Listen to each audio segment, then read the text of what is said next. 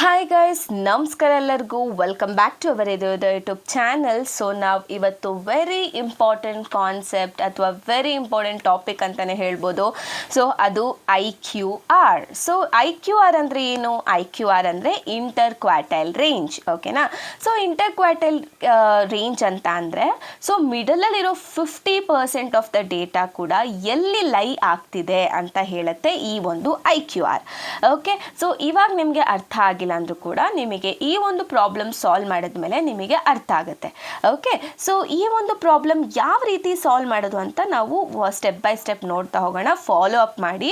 Okay, so don't worry. So first IQRಗೆ formula ಏನು ಅಂತ ಅಂದರೆ so Q3 minus Q1 IQR formula. Okay, so ಈ Q3 ಮತ್ತು Q1 ಎರಡು ಮೆಡಿಯನ್ಸ್. ಓಕೆನಾ? ಸೊ Q1 ಮತ್ತು Q2 ಎರಡೂ ಕೂಡ ಮೆಡಿಯನ್ಸು. ಇಷ್ಟು ನೆನ್ಪಿಟ್ಕೊಳ್ಳಿ, Q3 Q1 ಎರಡೂ ಕೂಡ ಮೆಡಿಯನ್ಸ್. ಸೊ ಇದನ್ನು ನಾವು ಕ್ವಾರ್ಟೈಲ್ಸ್ ಅಂತ ಕರಿತೀವಿ. ಓಕೆ, ಇಷ್ಟು ನೆನಪಿದೆಯಾ? ಸೊ ನೆಕ್ಸ್ಟು ಇವಾಗ ಸ್ಟೆಪ್ 1ನಲ್ಲಿ ನಾವೇನು ಮಾಡಬೇಕು ಅಂತ ಅಂದರೆ ಸೊ ಕೊಟ್ಟಿರೋವಂಥ ಡೇಟಾ ಸೆಟ್ನ ನಾವು ಅಸೆಂಡಿಂಗ್ ಆರ್ಡರಲ್ಲಿ ಅರೇಂಜ್ ಮಾಡ್ಕೊಳ್ಬೇಕು. ಅಂದರೆ ಇನ್ಕ್ರೀಸಿಂಗ್ ಆರ್ಡರಲ್ಲಿ ಅರೇಂಜ್ ಮಾಡ್ಕೊಳ್ಬೇಕು. ಸೊ ಕೆಲವೊಂದು ಸತಿ ಕ್ವೆಶನಲ್ಲಿ ಇವಾಗ 14, 12, 19 ಈ ಥರ ಅದ್ಲು ಬದಲು ಕೊಟ್ಟಿರ್ತಾರೆ. ಸೊ ಆವಾಗ ನೀವು ಈ ಒಂದು ಸ್ಟೆಪ್ಪಲ್ಲಿ ಏನು ಮಾಡ್ಕೋಬೇಕು ಅಂದರೆ ಇನ್ಕ್ರೀಸಿಂಗ್ ಆರ್ಡರಲ್ಲಿ ನಾವು ಅರೇಂಜ್ ಮಾಡ್ಕೊಳ್ಬೇಕು. ಸೊ ಆಲ್ರೆಡಿ ನಾವು ನಮ್ಮ ಕೊಟ್ಟಿರೋವಂಥ ಕ್ವೆಶನಲ್ಲಿ ಆಲ್ರೆಡಿ ಇನ್ಕ್ರೀಸಿಂಗ್ ಆರ್ಡರಲ್ಲಿದೆ. ಸೊ ನಾನು ಆ್ಯಸ್ ಇಟ್ ಈಸ್ ಹಾಗೆ ಬರ್ಕೊಳ್ತೀನಿ. 12, 14, 19, 22, 29, 26, 28, 31, 34. ಸೊ ಹಿಂಗೆ ಬರ್ಕೊಂಡೆ. ಸೊ ನೆಕ್ಸ್ಟ್ ಸ್ಟೆಪ್ 2ಅಲ್ಲಿ ಏನು ಮಾಡ್ತೀವಿ? ಸ್ಟೆಪ್ 2ಅಲ್ಲಿ ಏನು ಮಾಡ್ತೀವಿ ಅಂತ ಅಂದರೆ ನಾವು Q2ನ ಕಂಡಿಡ್ಕೊತೀವಿ. Q2 ಅಂತ ಅಂದರೆ ಇದು ಮೆಡಿಯನ್. ಯಾವುದ್ರದ್ದು? ಹೋಲ್ ಡೇಟಾ ಸೆಟ್ಟಲ್ಲಿ ಬರುತ್ತೆ ಅಲ್ವಾ ಮೆಡಿಯನ್ನು, ಅದನ್ನು ನಾವು Q2 ಅಂತ ನಾವು ತಗೊಳ್ತೀವಿ. ಓಕೆ, ಸೊ Q2ನ ನಾವು ಏನಂತ ತಗೊಳ್ತೀವಿ? ಹೋಲ್ ಡೇಟಾ ಸೆಟ್ಟಲ್ಲಿರೋವಂಥ ಮೆಡಿಯನ್. ಓಕೆ, ಸೊ ಇದರಲ್ಲಿ ಯಾವುದು ಮೆಡಿಯನ್ ಅಂತ ಅಂದರೆ ಮಿಡಲ್ ಎಲಿಮೆಂಟ್. ಓಕೆನಾ? ಸೊ ಕೆಲವೊಂದು ಸತಿ ನಿಮಗೆ ಮಿಡಲ್ ಎಲಿಮೆಂಟ್ ಸಿಕ್ಕಿಲ್ಲ ಅಂತ ಅಂದರೆ ಸೊ 2 ಎಲಿಮೆಂಟ್ಸ್ದು ನೀವು ಆವ್ರೇಜ್ ತೊಗೊಳ್ಬೇಕಾಗತ್ತೆ. ಮಿಡಲಲ್ಲಿರುವಂಥ 2 ಎಲಿಮೆಂಟ್ಸ್ದು ಆವ್ರೇಜ್ ತೊಗೊಳ್ಬೇಕಾಗತ್ತೆ. ಇದನ್ನು ನಾವು ಈ ರೀತಿ ಮೆಡಿಯನ್ನ ಕಂಡುಹಿಡಿಯೋದು. ಸೊ ಇವಾಗ ನಮ್ಮ Q2 ಏನಾಗುತ್ತೆ ಅಂದರೆ ಮೆಡಿಯನ್ ಅಂದರೆ ಇವಾಗ 12, 34 ಇಗ್ನೋರ್ ಮಾಡ್ತೀನಿ, 14, 31 ಇಗ್ನೋರ್ ಮಾಡ್ತೀನಿ, ಮತ್ತು 19, 28ನ ಇಗ್ನೋರ್ ಮಾಡ್ತೀನಿ, 22, 26ನ ಇಗ್ನೋರ್ ಮಾಡ್ತೀನಿ. ಮಿಡಲ್ ಎಲಿಮೆಂಟ್ ಯಾವುದು? 24. ಇದು ನಮ್ಮ ಏನಾಗುತ್ತೆ?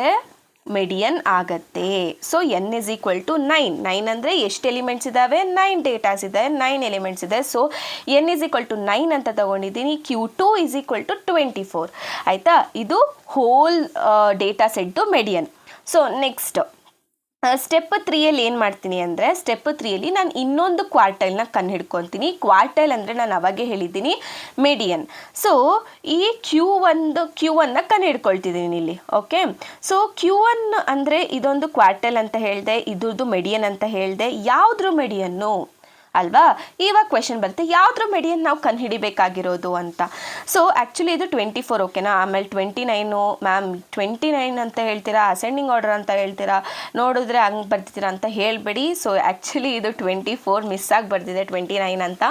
ಓಕೆ, ಸೊ ಇವಾಗ Q1 ಮೆಡಿಯನ್ ಕಂಡುಹಿಡಿಬೇಕು ಅಂದರೆ ಯಾವುದ್ರ ಮೆಡಿಯನ್ ಕಂಡುಹಿಡಿಬೇಕು? ಸೊ ಇವಾಗ ನಮಗೆ ಹೋಲ್ ಮೆಡಿಯನ್ ಬಂದು 24 ಬಂತಾ? 24ಕ್ಕಿಂತ ಮುಂಚೆ ಅಂದರೆ ಲೆಫ್ಟ್ ಹ್ಯಾಂಡ್ ಸೈಡಲ್ಲಿ ಇರೋವಂಥ ಎಲ್ಲ ವ್ಯಾಲ್ಯೂಸ್ನ ನಾವು ಏನಂತ ಕರಿತೀವಿ? ಲೋಯರ್ ಹಾಫ್ ಅಂತ ಕರಿತೀವಿ. ಇದನ್ನ ನಾವು ಏನಂತ ಕರಿತೀವಿ? ಲೋಯರ್ ಹಾಫ್ ಅಂತ ಕರಿತೀವಿ. ಆಮೇಲೆ 24 ಈ ಒಂದು ಮೆಡಿಯನ್, ನಾನು 24 ಯಾಕೆ ಹೇಳ್ತಿದ್ದೀನಿ ಗೊತ್ತಾ? ಇಲ್ಲಿ 24 ನಾವು ಹೋಲ್ ಡೇಟಾ ಸೆಟ್ ಮೆಡಿಯನ್ ತಗೊಂಡ್ವಲ್ಲ ಅದರದ್ದು. ಸೊ ಈ 24 ಆದಮೇಲೆ ಬರೋವಂಥ ಎಲ್ಲ ವ್ಯಾಲ್ಯೂಸ್ ಅಂದರೆ ರೈಟ್ ಹ್ಯಾಂಡ್ ಸೈಡಲ್ಲಿರುವಂಥದ್ದು ಎಲ್ಲ ಏನಂತ ಹೇಳ್ತೀರಾ? ಅಪ್ಪರ್ ಹಾಫ್ ಅಂತ ಕರಿತೀವಿ. ಓಕೆ, ಇದು ಲೋಯರ್ ಹಾಫು, ಇದು ಅಪ್ಪರ್ ಹಾಫು. ಸೊ Q1 ಬಂದ್ಬಿಟ್ಟು it is related to lower half. So Q1ನಲ್ಲಿ ಲೋಯರ್ ಹಾಫ್ ಅಂತ ಹೇಳಿದೆ. ಸೊ 12, 14 ಮತ್ತು 19, 22. ಸೊ ಈ ಲೋಯರ್ ಹಾಫಲ್ಲಿ ಬರೋವಂಥ ಮಿಡಿಯನ್ ವ್ಯಾಲ್ಯೂನ ನಾವು Q1 ಅಂತ ತಗೊಳ್ತೀವಿ. ಕ್ಲಿಯರಾ? ಅರ್ಥ ಆಯ್ತಲ್ವಾ? ಸೊ ಇವಾಗ ಇಲ್ಲಿ 4 ಎಲಿಮೆಂಟ್ಸ್ ಇದೆ, ನನಗೆ ಮಿಡಲ್ ಎಲಿಮೆಂಟ್ ಸಿಗಲ್ಲ. ಮತ್ತು ಮೆಡಿಯನ್ ಹೆಂಗೆ ಕಂಡುಹಿಡಿಬೇಕು? ಸೊ 12 ಮತ್ತು 22ನ ಇಗ್ನೋರ್ ಮಾಡ್ತೀನಿ. ಸೊ ಇವಾಗ ನಾನು ಈ 14 ಮತ್ತು 19 ಇಗ್ನೋರ್ ಮಾಡಿಬಿಟ್ರೆ ನನಗೆ ಮಿಡಲ್ ವ್ಯಾಲ್ಯೂನೇ ಸಿಗೋದಿಲ್ಲ. ಅದಕ್ಕೋಸ್ಕರ ನಾನು ಏನು ಮಾಡ್ತೀನಿ ಅಂತ ಅಂದರೆ ಇದನ್ನು ಆವ್ರೇಜ್ ತೊಗೊಳ್ತೀನಿ. ಸೊ 14 + 19 ಡಿವೈಡೆಡ್ ಬೈ 2 ಎಷ್ಟು ಬರುತ್ತೆ? 14 + 19 ಡಿವೈಡೆಡ್ ಬೈ 2 ಮಾಡಿದಾಗ ನನಗೆ 16.5 ಬರುತ್ತೆ. ಓಕೆ 16.5 ಬರುತ್ತೆ. ಸೊ ನೆಕ್ಸ್ಟ್ ಸ್ಟೆಪ್ಪಲ್ಲಿ ನಾವೇನು ಮಾಡಬೇಕು, ಇನ್ನೂ ಒಂದು ಕ್ವಾರ್ಟೈಲ್ನ ಕಂಡುಹಿಡಿಬೇಕು. ಸೊ ನಾನು ಲೋಯರ್ ಹಾಫ್ ಬಗ್ಗೆ ಹೇಳಿದೆ, ನೆಕ್ಸ್ಟ್ ಅಪ್ಪರ್ ಹಾಫ್ ಇದೆ ಅಲ್ವಾ, ಅದಕ್ಕೂ ಕೂಡ ಮೆಡಿಯನ್ ಕಂಡುಹಿಡಿಬೇಕು. ಅದನ್ನು ನಾನು ಏನಂತ ನೇಮ್ ಮಾಡ್ತೀನಿ, Q3 ಅಂತ ನೇಮ್ ಮಾಡ್ತೀನಿ. ಸೊ Q3 ಮೆಡಿಯನ್ ಬಂದ್ಬಿಟ್ಟು it is related to upper half. So upper half values ಯಾವುದಾದಿದೆಯಪ್ಪ, 26, 28, 31, 34 ಅಲ್ವಾ. 26, 28, 31, 34. ಸೊ ಈ ಅಪ್ಪರ್ ಹಾಫ್ ವ್ಯಾಲ್ಯೂಸಲ್ಲಿ ಸೊ ಯಾವುದು ಮೆಡಿಯನ್ ಬರುತ್ತೆ ಅದು Q3 ಆಗುತ್ತೆ. ಓಕೆ, Q3 ವ್ಯಾಲ್ಯೂ ಆಗುತ್ತೆ. ಸೊ Q3 ವ್ಯಾಲ್ಯೂ ಬಂದುಬಿಟ್ಟು ಇವಾಗ 26, 34ನ ಇಗ್ನೋರ್ ಮಾಡಿದ್ರೆ ನನಗೆ ಮಿಕ್ಕಿರೋದು 24, 28 ಮತ್ತು 31. ಸೊ ಈ 28, 31 ನಾನು ಇಗ್ನೋರ್ ಮಾಡಿಬಿಟ್ರೆ ಯಾವುದೇ ರೀತಿ ಮಿಡಲ್ ವ್ಯಾಲ್ಯೂಸ್ ಇರಲಿಲ್ಲ. ಸೊ ನಾನು ಅದಕ್ಕೆ ಏನಂತ ತೊಗೊಳ್ತೀನಿ ಅಂದರೆ ಇದ್ರದ್ದು ಆವ್ರೇಜ್ ತೊಗೊಳ್ತೀನಿ. ಓಕೆ, ಸೊ ಏನು ಬರುತ್ತೆ, ಸೊ 28 + 31 ಡಿವೈಡೆಡ್ ಬೈ 2 ಮಾಡಿದಾಗ ನನಗೆ 29.5 ಬರುತ್ತೆ. ಓಕೆ, ಸೊ ಇವಾಗ ನಮಗೆ Q1, Q2, Q3 ಮೂರು ಸಿಕ್ತು. So these are the quartiles.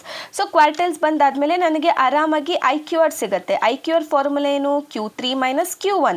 Q3 ಏನು, 29.5. Q1 ವ್ಯಾಲ್ಯೂ ಏನು, 16.5. ಸೊ ಇದನ್ನು ಮಾಡಿದಾಗ ನನಗೆ ಎಷ್ಟು ಬರುತ್ತೆ, 29.5 - 16.5 ಏನು ಬರುತ್ತೆ, 13 ಬರುತ್ತೆ. ಸೊ ಕ್ವೆಶನಲ್ಲಿ ಕೇಳಿರೋದೇನು, ಫೈಂಡ್ IQR, ನಮಗೆ ಸಿಕ್ಕಿರೋದೇನು 13 IQR. ಓಕೆ, ಅಷ್ಟೇ. So this is about IQR. ಅರ್ಥ ಆಯ್ತಲ್ವಾ. ಸೊ ಯಾವ ರೀತಿ ಕ್ವೆಶನ್ನ ಸಾಲ್ವ್ ಮಾಡೋದು ಅಂತ.